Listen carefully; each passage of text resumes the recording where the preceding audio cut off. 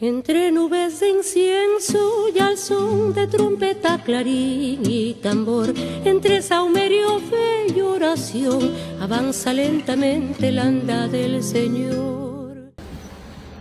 En aquel tiempo había entre los fariseos un hombre llamado Nicodemo, magistrado judío. Fue donde Jesús de noche y le dijo: Rabí, sabemos que has venido de Dios como maestro, porque nadie puede realizar los signos que tú realizas si Dios no está con él. Jesús le respondió: en verdad te digo, que el que no sea concebido de lo alto no puede ver el reino de Dios. Nicodemo le preguntó: ¿cómo puede ser engendrado un hombre siendo ya viejo? ¿Puede acaso entrar otra vez en el seno de su madre y ser concebido? Respondió Jesús: en verdad te digo, que el que no es engendrado del agua y del Espíritu no puede entrar en el reino de Dios. Lo engendrado de la carne es carne, lo engendrado del Espíritu es espíritu.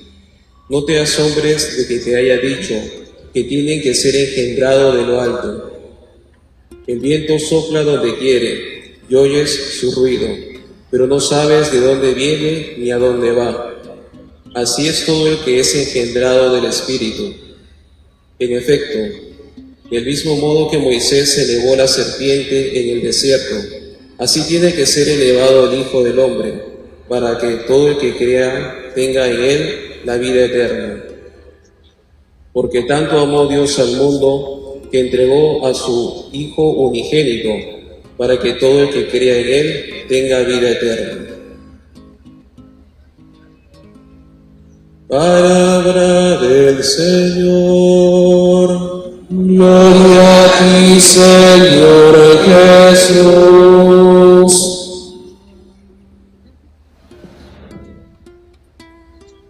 Queridos hermanos y hermanas, buenos días a todos. Otra vez tenemos esa alegría de encontrarnos, esta vez para el penúltimo pasaje por nuestra ciudad. Y nos viene hoy día una reflexión que el Señor nos quiere dar. Primero en el texto de los Filipenses. Este es un himno que la iglesia, la primera iglesia, compuso, al parecer el más antiguo himno de la iglesia. Tengan ustedes los mismos sentimientos que Jesucristo, el cual, siendo de condición divina, no retuvo para sí su categoría de Dios, sino que se despojó de sí mismo, se anonadó, tomando la condición de siervo y viviendo como hombre y sufriendo una muerte, la muerte de cruz. Por eso Dios lo levantó y le dio el nombre sobre todo nombre, para que todos nos inclinemos ante él. ¿Qué quiere decir esas palabras? Significan que nuestro Dios es un Dios que nos creó por amor, y la única manera de mostrarnos el camino para ir en esta vida caminando hasta llegar a encontrarse otra vez con su Padre es justamente con la ayuda de Él mismo que nos da a su Hijo. Por eso en el texto de San Juan se dice: amó tanto Dios al mundo que entregó a su Hijo. Aquí las mamás y los papás serán emocionados por eso, como nosotros también tendremos que entregar a nuestros hijos para salvar este mundo. Y es difícil, ¿no es cierto? Porque es un desprendimiento, pero es un desprendimiento que el Señor ha hecho con su Hijo para que toda la vida que llevamos sea una vida siempre de ir mostrando que la vida está hecha para amar, y para entregarnos unos a otros, para ser comunidad, para no ser un pueblo disperso que está siempre peleándose como si no tuviéramos un solo Padre, sino que por tenerlo tenemos la condición de hermanos los unos de los otros. Esto le fue difícil entender a la misma iglesia que Jesús fundó, con los apóstoles, con los discípulos, porque ellos tenían el ejemplo de Israel, y en Israel había pasado una cosa tremenda. Los sacerdotes de Israel habían separado a Dios de la gente, y las costumbres religiosas que tenían ellos, pues eran muy religiosas, como en toda religión del mundo, pero así como eran religiosas, una de las costumbres de todas las religiones del mundo, no de la religión cristiana, es la de creer que Dios está muy lejos. Y para llegar a Él es necesario hacer mucha penitencia y subir unas escaleras en donde están vigilando los ángeles, los arcángeles, los querubines, los serafines. Es todo un camino muy difícil. ¿Y qué hace el Señor? Nos lo pone fácil. Nos manda a Jesús como el único camino. También es difícil, porque implica entregar la vida. No implica una serie de prácticas para poder conseguir la salvación.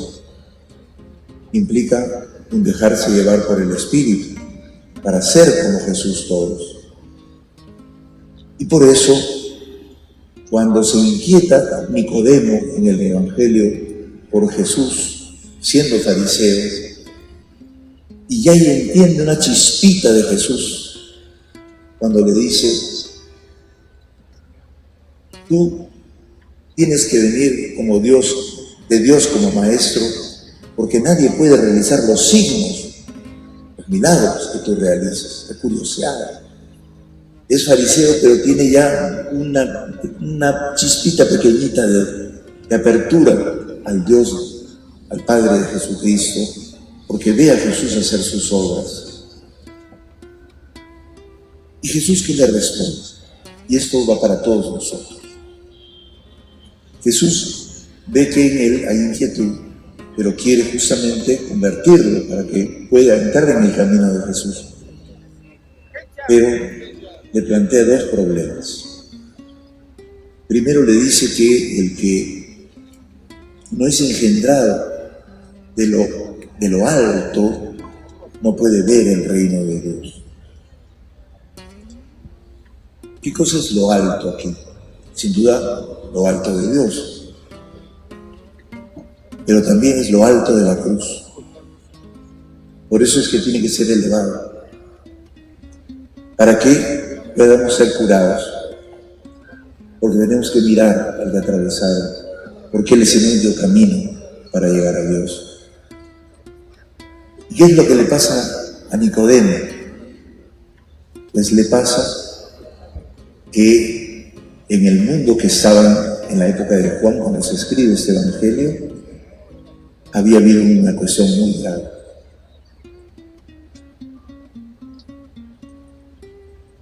No se veía el reino de Dios, inclusive la propia iglesia. ¿Por qué razón? Porque había desaparecido el templo de Jerusalén, que era el referente para llegar a Dios. Se había sido destrozado. Como los terremotos que pasaron en la historia de la iglesia de Lima, se cayó todo, excepto el Señor. Y cuando algo se cae, no vemos ¿dónde está el Dios? Al contrario, ¿dónde está el Señor? No te encontramos. Eso es siempre que hay una crisis. Eso deben estar diciendo nuestros hermanos ucranianos ahora. ¿Dónde está el Señor? Eso es lo que decíamos, ¿no? También en la pandemia. ¿Dónde está? Pero como ya tenemos al Señor en milagro, claramente, inmediatamente decimos: tú estás con nosotros, en medio del sufrimiento. Pero eso nos enseña el Evangelio de Juan. Porque se pensaba que la única forma de adorar era en el templo. ¿Y qué nos dice el Evangelio de Juan después con la samaritana? ¿Se acuerdan? Los verdaderos adoradores adoran en espíritu y en verdad. O sea, con tu vida, mamacita, con tu vida. Con tu vida, papacito. Con tu vida, todo uno de nosotros, hermanos sacerdotes, hermanos obispos. Con nuestra vida, donde está metido el Señor. Porque Él se encarnó, se hizo uno de nosotros y se anonadó. Esto es muy importante porque entonces cuando los primeros creyentes de Lima, cuando se cae todo, inventan esa forma de adorar al Señor caminando. Nos abren el camino para decir todo es transitorio y puede caerse. Pero el Señor no. Y tampoco nosotros, porque está metido en nosotros. Por eso durante la pandemia algunos decían, si no salimos, no importa, Él está con nosotros, nunca nos abandona. Y eso, hermanos y hermanas, que lo patentamos, lo tocamos en los signos de milagros que hemos recibido tantísimo. Yo ayer mismo recibí un milagro porque me atoré y me salvé, casi me ahogo. Me salvó el Señor a través de un amigo que me hizo un tacle y ya, salió. Bueno, todos los días tenemos los signos milagrosos del Señor. Nuestros hijos, los hermanos, las cuadrillas, la amistad entre nosotros. Y los signos que hay en la historia, porque es una cosa que tenemos que estudiar. ¿Por qué casi todos nuestros héroes nacionales son mártires? Hay que empezar a pensar. ¿Qué ha pasado en la historia?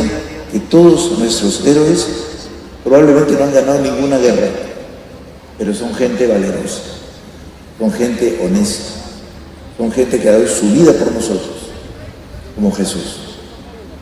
Desde Tupac Amaru hasta Grau. Y muchos otros más ahora, ¿cierto? Jorge Chávez, se cayó el avión. Pero todos dándonos ejemplo de que si queremos fundar algo interesante, tiene que ser hecho por medio de la entrega generosa. Y por eso han dejado huella en nosotros. Y por eso todavía es difícil que nosotros nos podamos romper. Nos peleamos mucho. Y somos como Lima, un poco superficiales, un poco frívolos, ¿no? Pero en medio de eso hay la hondura y la seriedad del Señor y de nuestra fe. Por eso cuando este Nicodemo no ve el reino de Dios, el Señor lo invita a ser concebido de lo alto. Se ha usado la traducción, tiene que nacer de lo alto, pero es más radical lo que dice el texto.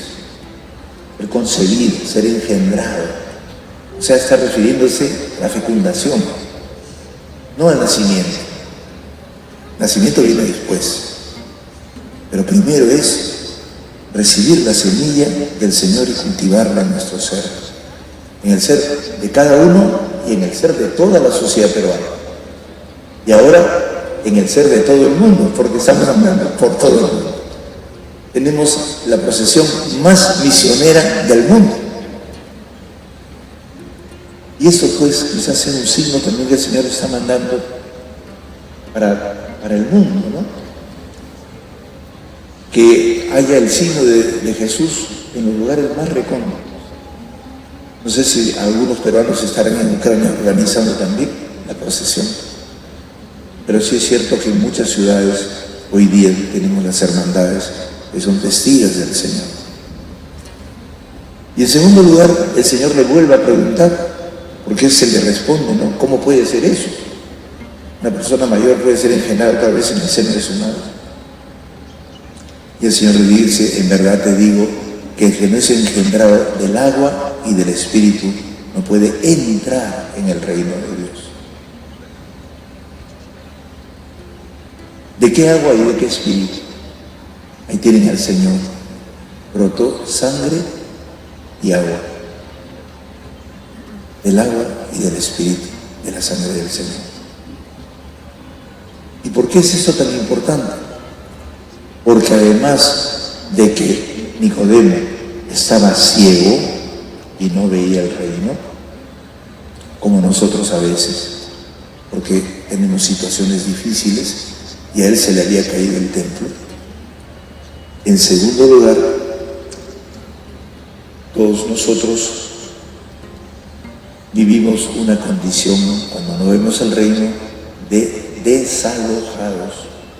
No tenemos casa, somos peregrinos, somos migrantes. Y eso sucede cuando hay problemas terribles en el mundo. Y ocurrió también en Lima. Y puede ocurrir también en este próximo futuro tan difícil que estamos viviendo. Quedarnos sin lugar para adorar. Y por eso este Evangelio está dirigido sobre todo a una iglesia ciega y desalojada. Es un evangelio para ciegos y para migrantes. Y qué difícil, ¿no? Porque uno tiene que ser migrante y está ciego. No sabe dónde ir, no puede ver dónde caminar. Necesitamos de la ayuda del Señor que nos conduce. Por eso hoy día es un día muy importante, porque al sacarlo en esta ocasión nueva, antes de que el día primero lo guardemos, necesitamos reconocer que cada vez que es levantado el Señor, nosotros somos animados también a levantarnos y a caminar, como hacemos en la procesión. Este es una parábola, decíamos la vez pasada, ¿no? El 18, una parábola del Perú.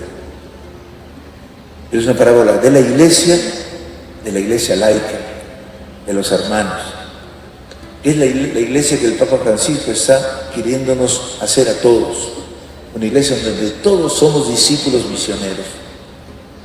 Y esto es una muestra de que como peruanos podemos inundar de esperanza al mundo. En un mundo en donde todo parece mecánico, todos son cálculos, todo es dinero.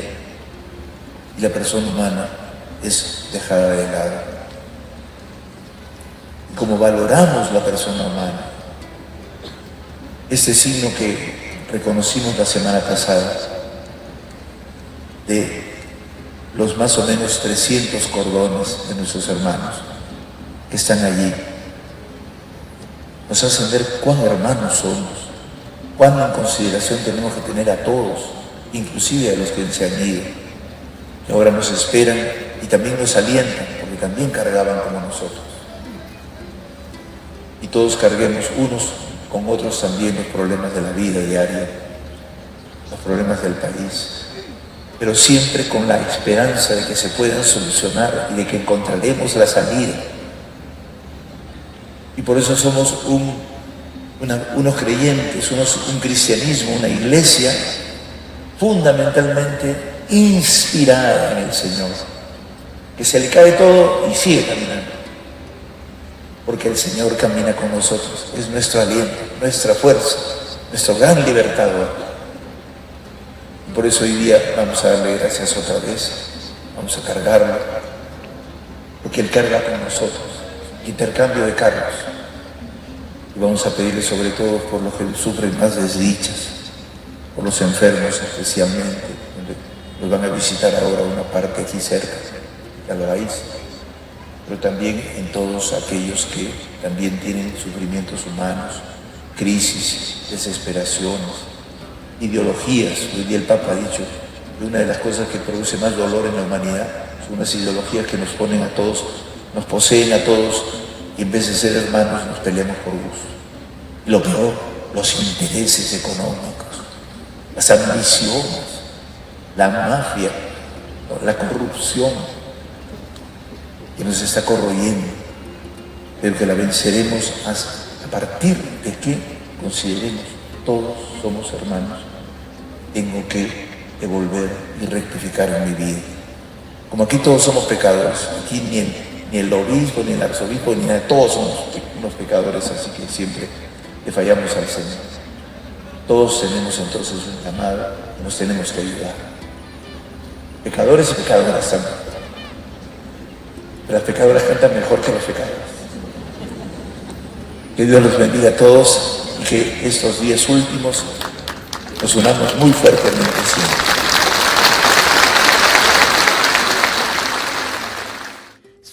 rostro es un milagro, su pecho ternura, su voz dulce consuelo y sus ojos piedad.